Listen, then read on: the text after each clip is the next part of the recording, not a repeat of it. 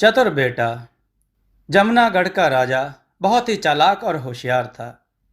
उसने अपने हर एक महल को बड़े ही सुंदर और भव्यपूर्ण बनवाया था।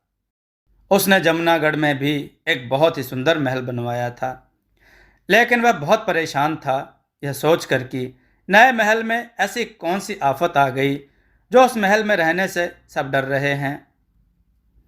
राजा बोला, लाखों रुपए खर्च करके इतना सुंदर महल बनवाया, लेकिन वहां रह न सका। ऐसी कौन सी बुरी ताकत है जो हमारे महल को कब्जा कर बैठी है।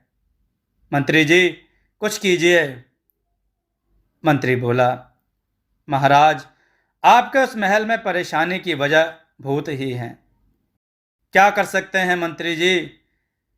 इतना खर्चा करके मैंने उस महल का नक्शा बनवाया था। अब ऐसे नक्शे दोबारा नहीं बनवा सकता। अब तो वह मिस्त्री वह नक्शा बनाकर विदेश चला गया है। मंत्री बोला, उन भूतों को भगाने के लिए बड़े बड़े पंडित आए, जोशी आए, बड़े बड़े बाबा बैरागी आए, लेकिन कोई उनको उस महल से टस से मस नहीं कर सका। कुछ समय बातचीत करने के बाद सबने विचार किया कि ज्योतिष और पंडित को बुलाया जाए। ज्योतिष बोला, यह काल भैरव के भूतों की मंडली है, उसको कोई निकाल नहीं सकता। लेकिन दक्षिणा के लालच में कुछ पंडितों ने कहा, हम अपने तंत्र मंत्र की शक्ति से भूतों को भगा सकते हैं। हम आधुनिक यंत्रों का इस्तेमाल कर सकते हैं। पंडितों के कहे मुताबिक ढेर सारी हवन सामग्री और फल मंगवाए गए।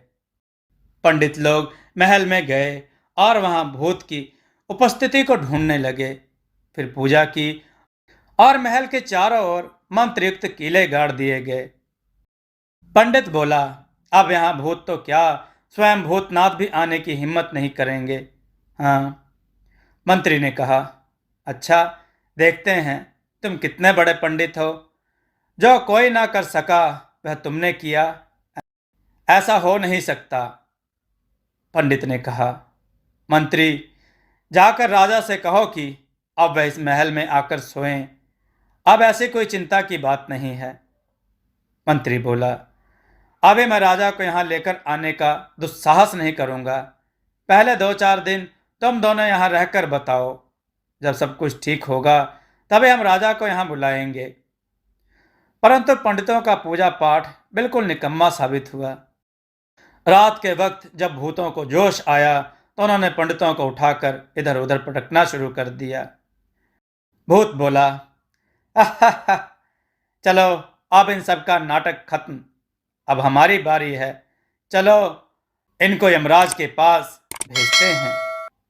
पंडित बोला, अरे, यह नहीं हो सकता। तुम लोगों को यहाँ नहीं होना चाहिए। चलो यहाँ से भागो, नहीं तो फोकट में बेइज्जती हो जाएगी। दोनों पंडित वहां से तेजी से भागने लगे।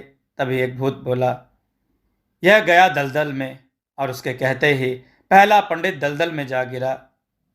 पंडित बोला, भूत भाई, मेरे लिए गाड़ी मंगवाओ, मैं अभी निकल जाऊंगा। भूत बोला, अरे नहीं पंडित जी, मैं अभी आपको पुष्पक विमान से भेजता हूं। दूसरा भूत बोला, इसका तो सिर ही फोड़ दूंगा। ऐसा कहते ही दूसरा पंडित एक पेड़ से सर के बल लटक गया और उल्टा होकर जमीन पर जा गिरा। पंडितों की पराजय से राजा बहुत दुखी हुआ। उसने दूसरे दिन चारों ढिंढोरा पिटवा दिया। जो मेरे महल से इन भूतों को निकाल देगा उसे मैं 5 लाख का इनाम दूंगा।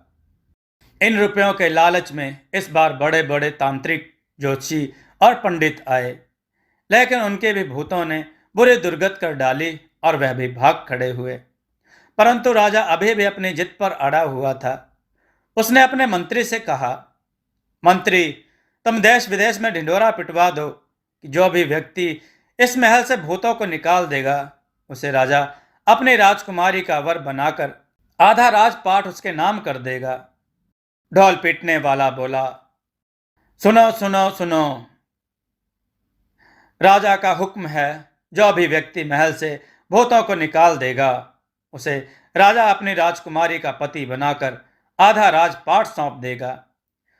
मगर कोई न आया, लेकिन खबर चारों तरफ फैल गई। नगर के लोगों ने महल के आसपास तक जाना बंद कर दिया था। यहाँ तक कि महल के पास से जो भी गुजरता, भूत उसको उल्टा वहीं पेड़ से लटका देते। नगर के लोगों ने सोच लिया था कि वो इस नगर को छोड़कर कहीं दूसरी जगह चले जाएंगे। नगर के पंचायत घर में सभी को बुलाया गया। सरपंच बोले, देखो, मैं तुम सबको ऐसे नहीं बुला सकता था, इसलिए अपने आदमियों को भेजना पड़ा। एक आदमी बोला, ठीक है, लेकिन इस तरह से बुलाने का क्या कारण है? महिला बोली, हाँ, काल भैरव के भूत ने हम सबको बहुत ज्यादा तंग करके रखा है। सरपंच ने कहा, काल भैरव के भूत को कोई नहीं निकाल सकता, जिसको जान देनी हो वही जाए। इसलिए मैंने सबको यहाँ इस नगर को छोड़ने की सलाह देने के लिए बुलाया है। आदमी बोला, कई महीने बीत गए, लेकिन उसे कोई नहीं निकाल पाया। इन दिनों राजा बहुत उदास रहा है, मगर क्या कर सकता था? सरपंच ने कहा, राजा ने एक शर्त के तौर पर अपनी बेटी की जान को दांव पर लगाया है। ऐसा कौन करता है? बड़ी सहयोग की बात है कि पंचायत में राजा के मुंशी का बेटा भी पहुंच गया। बड़े संयोग की बात है कि पंचायत में राजा के मुंशी का बेटा भी पहुंच गया और नगर में ऐसी बात सुन उसे अपनी बुद्धि का सही जगह इस्तेमाल करने का भी मौका मिल गया। मुंशी बेचारा मर गया। उसका एक इकलौता बेटा था और बूढ़ी कमजोर माँ। बेचारे गरीब की मार से दुखी होकर अपना जीवन जैसे तैसे काट रहे थे। लड़का नौकरी की तलाश में रोज राजा के दरबार में जाता, लेकिन खाली हाथ ही वापस लौटता। बेचारी माँ बेटे भूख से बिलखने लगे। दिन बीता, 2 दिन बीते, ऐसे ही तीसरा दिन हुआ। मुंशी का बेटा बोला, भूतों के महल में चला जाए। सोचते सोचते उसके मन में एक तरकीब आई। झटपट उठा और अपने स्वर्गीय पिता का कमरदान लिया। एक पट्टी उठाई, एक टाट का बोरा और एक तीखा चाकू संभाल कर पेट में रख लिया। फिर लालटेन लेकर माँ से बोला, माँ, मैं बाहर काम पर जा रहा हूँ। जो लौट कर ना आऊं तो राजा के यहाँ से पूछ लेना कि मेरा बेटा कहाँ गया, पता लग जाएगा। बूढ़ी माँ उसकी कोई बात समझ ही नहीं सकी। माँ बोली, बेटा कहाँ जा रहा है? कोई जवाब ना देते हुए बेटा वहां से निकल गया और सीधा भूतों के महल के पास जा पहुंचा। महल के बाहर शानदार फाटक था। महाराजा की सिपाही पहरा दे रहे थे। मुंशी के बेटे ने कहा, फाटक खोलो, मैं भूतों से लड़ने आया हूं। सिपाही हंस पड़े। सिपाही बोला, पिद्दी जैसा लड़का भूतों से लड़ेगा? बड़े बड़े पंडित ने तो कान पकड़ लिए, और तू क्या अपनी जान देने आया है? मुंशी का बेटा बोला, वह लोग मंत्रों से लड़े, मैं बुद्धि से लड़ूंगा। तुम लोग फाटक नहीं खोलोगे तो मैं राजा को शिकायत कर दूंगा। डर के मारे दोनों सिपाहियों ने फाटक खोल दिए। सिपाही बोला, ले जा मर। मुंशी का बेटा झट से महल में प्रवेश कर जाता है और वहां का वातावरण परखता है। तालाब के किनारे एक बग्गी बंधी थी। उसी में अपनी सब चीजें रखकर बग्गी को महल की ओर ले जाने लगा। महल में भूत कांव कांव करके शोर मचा रहे थे, लेकिन वह लड़का डरा नहीं। बिजली की गड़गड़ाहट तेज होने लगी। लड़का कहता है, काल भैरव ने मुझे यहां भेजा है और मैं तुम्हारी खबर लेने के लिए यहां आया हूं। मैं मंत्री चित्रगुप्त की औलाद हूं। लड़के की इस बात को सुनकर महल में सन्नाटा छा गया। तभी लड़का थोड़ा सा और आगे बढ़ता है और फिर से अपनी बात को दोहराता है। लड़का बोला, मैं काल भैरव का दूत हूं। उनके जितने भी भूत भागे हैं वह सब मेरे सामने आए और अपना नाम लिखवाएं। अगर नहीं लिखवाएंगे तो आधे पहर के अंदर वीरभद्र की टोली भूतों को आसमान में ही जला डालेगी। भूतों में खलबली मच गई। सभी भूत डरते कांपते बाहर आ गए। लड़का सबके नाम पूछने लगा। वहीं खाते में नजर मारी और चाकू छिपाए हुए कहा, बैठो, तुम्हारी नाक काटेंगे। भूत डर कर गिड़गिड़ाने लगे। भूत बोला, नहीं नहीं, तुम ऐसा ना करना। अगर नाक कट गई तो हम लोगों की इज्जत नहीं रहेगी। हम लोग ऐसे कैसे यमलोक जा पाएंगे। मंत्री का बेटा बोला, मुझसे मजाक कर रहे हो? मजाक कर रहे हो क्या? दूसरा भूत बोला, चित्रगुप्त को हमारी एक एक खबर है। मुंशी का बेटा बोला, काल भैरव की आज्ञा से तुम लोगों को सजा तो दी जाएगी, चाहे नाक कटवा लो या फिर आग में जलो। अपनी मंजूरी जल्दी बताओ। भूतों का मुखिया बोला, आप हमारी नाक ही काट लें और हमें जीने दें।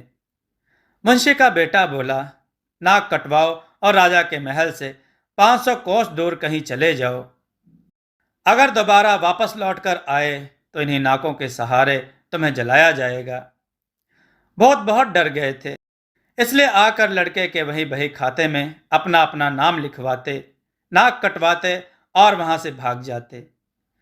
मुंशी जी के बेटे ने सब भूतों की कटी नाक एक बोरे में भरी और सिल दिया और उसे तकिया बनाकर उसी बोरे पर अपना सर रखकर सो गया। नाक कटे सभी भूत वहां से भाग गए और मुंशी का बेटा चैन से खर्राटे भरने लगा। सुबह होते ही सिपाही आए उस लड़के की लाश निकालने। पहला सिपाही बोला, यह तो लगता है मर गया है। दूसरा सिपाही बोला, आया बड़ा भूत भगाने, लगता है खुद ही भूत बनकर चला गया। चलो चलकर राजा को खबर करते हैं इसकी। दूसरा सिपाही बोला, पर लड़का तो नाक की बोरी पर सिर रखकर खर्राटे भर रहा है। तभी लड़का हंसता हुआ बोला, भूत है ही कहाँ जब मुझे मारते। भूत तो मेरे बोरे में बंद हैं। जाओ, राजा को जाकर खबर करो कि राजा अब यहाँ आकर रहें और राजकुमारी से मेरा विवाह करें। ऐसा ही हुआ। राजा ने राजकुमारी के साथ उस लड़के का विवाह कर दिया और कहा, इस नए महल में तुम ही रहो और राजपाट करो, लेकिन इतना जरूर बता दो कि तुमने किस मंत्र की मदद से इन भूतों को यहाँ से भगाया है। मुंशी का बेटा बोला, मैं मुंशी जी का बेटा हूँ, इसलिए दिमाग से काम लेता हूँ। मेरे पास केवल एक ही मंत्र था और वह था बुद्धि का मंत्र। राजा रानी यह सुनकर बड़े खुश हुए और लड़के की माँ को भी महल में बुलवा लिया गया। जैसे उनके सुख के दिन लौट आए, वैसे ही राम करे सबके दिन लौट आए। दोस्तों, आपको यह कथा कैसी लगी? अपने विचार और सुझाव कमेंट में जरूर दें। हमारी कथाओं को लाइक करें, हमारे चैनल को सब्सक्राइब करना न भूलें। हमारी कथाओं को शेयर जरूर करें जिससे लोगों को अच्छा ज्ञान प्राप्त हो। जय श्री राम भक्तों।